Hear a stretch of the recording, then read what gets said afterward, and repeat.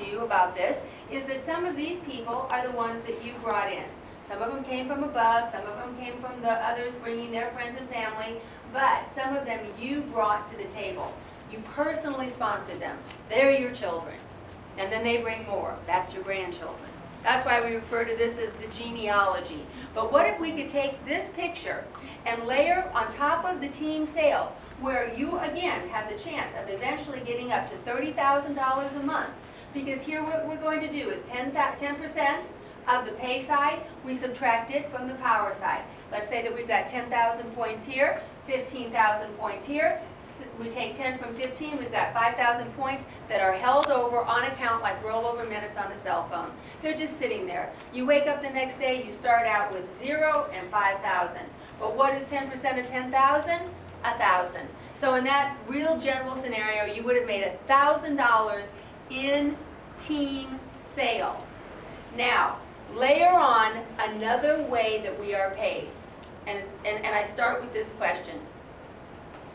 Right now in your life, are you on a path that is taking you to personal wealth? Don't you know that wealth means something kind of unique? I mean, wealth has a difficult to define explanation, but we all know what we're talking about when we say wealth. And generational wealth especially. If something happens to me, this paycheck will continue to go to my children, because I can leave it to them in my will. I can assign it to them. And then they can leave it to my grandchildren. It can go down 2 generations. I can want something for myself, and I will work so hard. But if it's for my children, there's no stopping what I would do to produce something for them. So now let's just say that this next part of our compensation plan can produce wealth for you. Here's my second question. Right now, are you getting an override on what people around you do? The work that others do you get a match to anything they produce? Because if the answer to that is no, you're going to love what this will do.